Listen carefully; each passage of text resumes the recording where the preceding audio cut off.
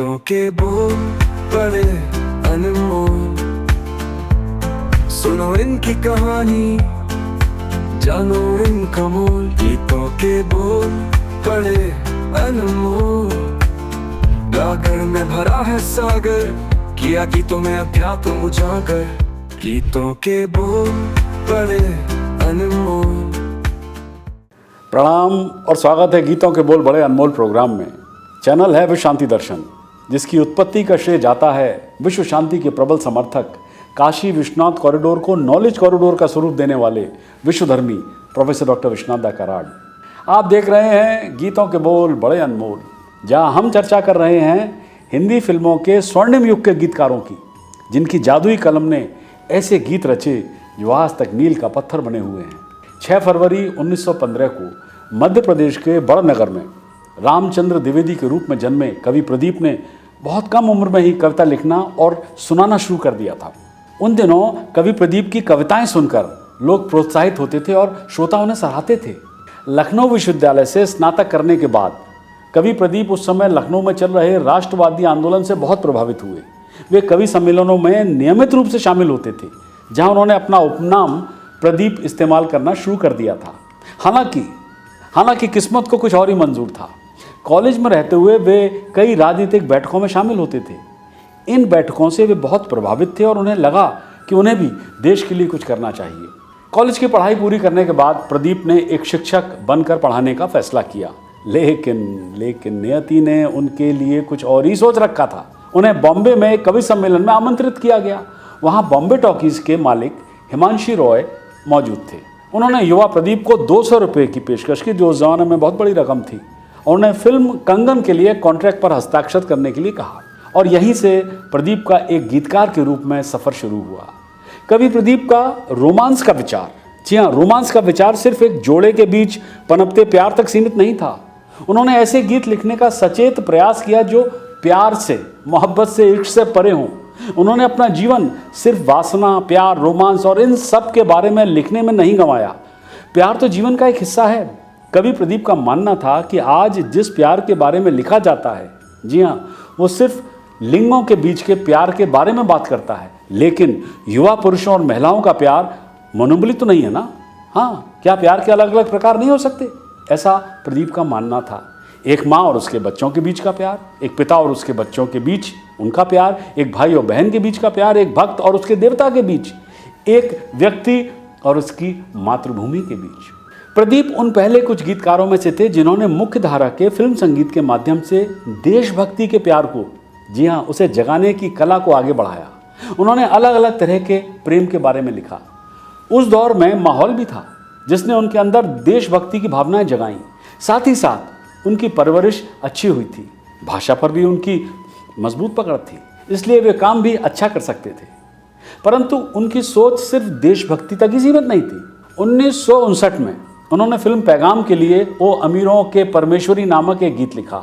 इस गीत में अमीरों की दुनिया में गरीबों की परेशानियों को दर्शाया गया था।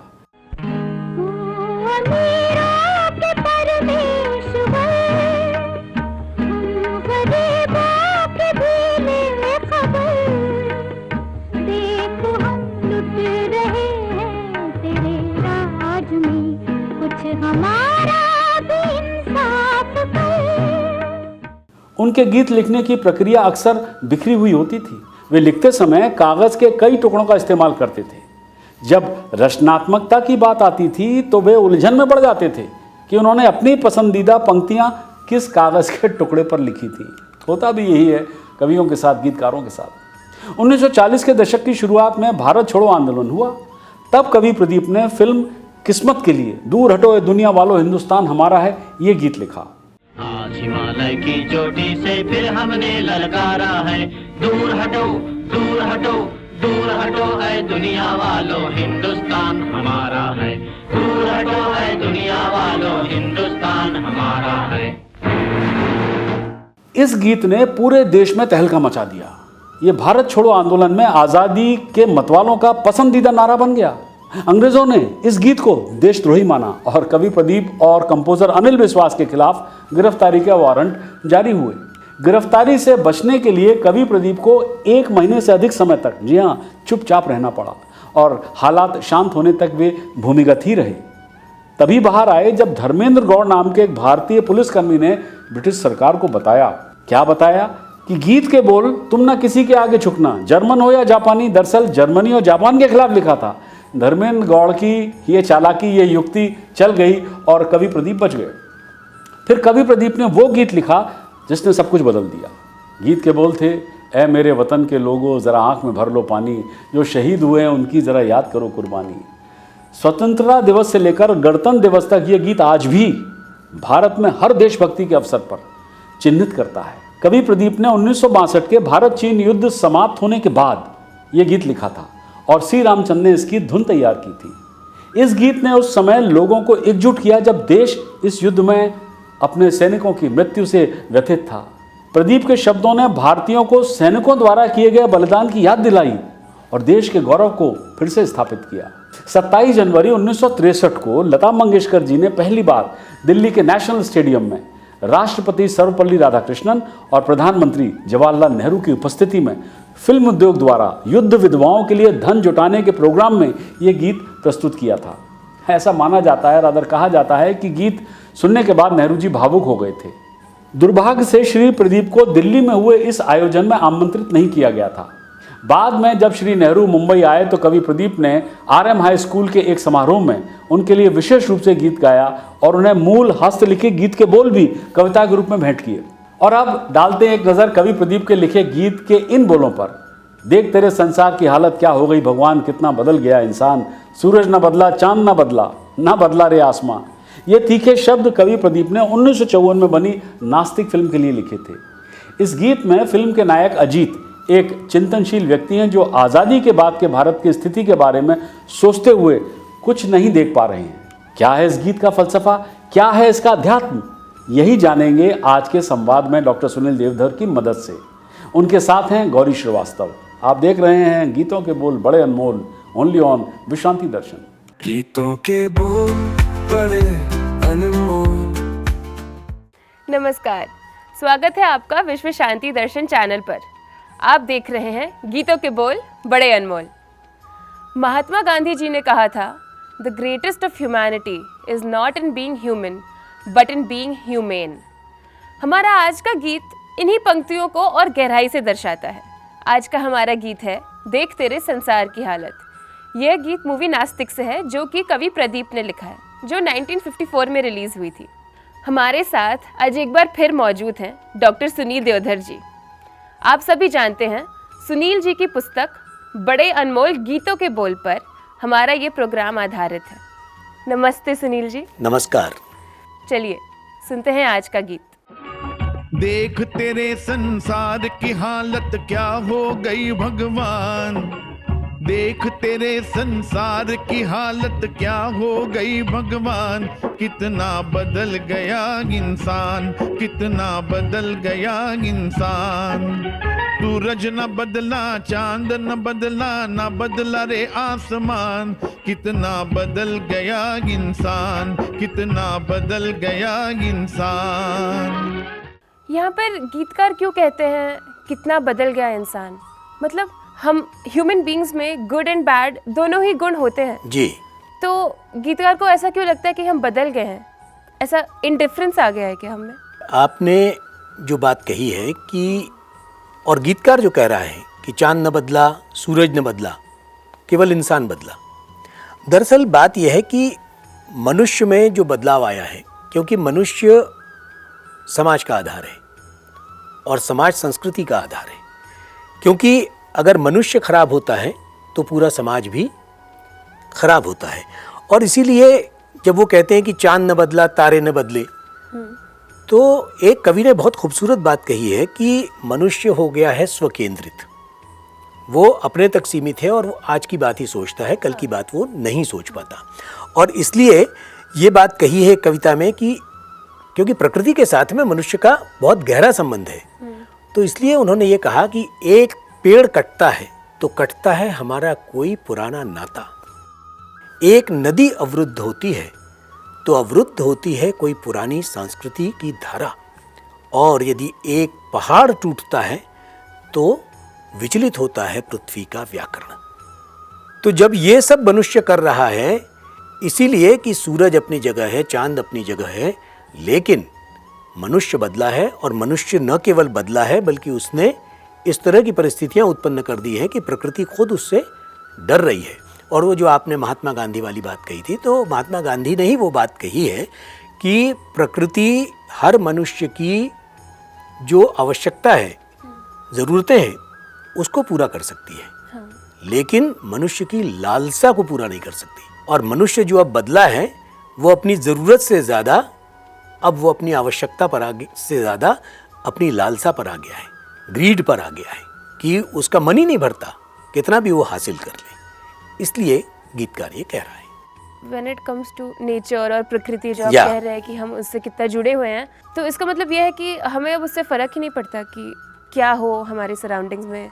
इसीलिए तो ये परिस्थितियाँ खड़ी हो रही हैं, है ना, कि अब हम ये कहते हैं कि अब हम नेचर से कट रहे हैं।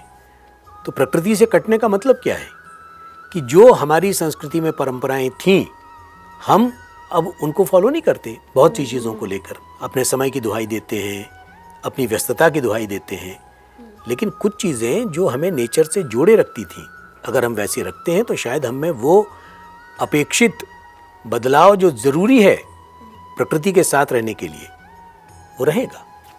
आपने अपनी भूमिका में महात्मा गांधी का जिक्र किया, फिर आपने अपनी भूमिका में इस प्रश्न के साथ में भी मनुष्य होने के नाते की बात की। तो सिर्फ आदमी होने का कोई मतलब नहीं है जब तक कि उसमें आदमियत नहीं है, जबकि उसमें इंसानियत नहीं है, उसमें मानवीयत नहीं है। तो इसलिए हमें प्रसंग याद आ गया कि महाभारत में यक्ष का एक प्रश्न था धर्मराज से, और वो ये था कि किम नु हित्वा प्रियो भवति, ऐसा क्या है कि जिससे हम सबके प्रिय बन जाएं। तो उसका उत्तर उन्होंने दिया कि मानम हित्वा प्रियो भवति, कि जब आप अपना अहंकार छोड़ देते हैं तो आप सबके प्रिय हो जाते हैं। क्योंकि मानव होने के नाते आप में क्या गुण होने चाहिए? आप में करुणा होनी चाहिए, आप में दया होनी चाहिए, आप में सहानुभूति होनी चाहिए। प्रदीप एक ऐसा गीतकार है जो फिल्मों में तो कंगन से वो आए, लेकिन उसके पहले प्रदीप पर, क्योंकि उनका नाम था रामचंद्र द्विवेदी, और प्रदीप पर महाराष्ट्र राज्य हिंदी साहित्य अकादमी ने एक पुस्तक प्रकाशित की थी, एक दीप कवि प्रदीप। और उस पुस्तक में यानी साहित्य और फिल्म दोनों से उनका किस तरह का संबंध था।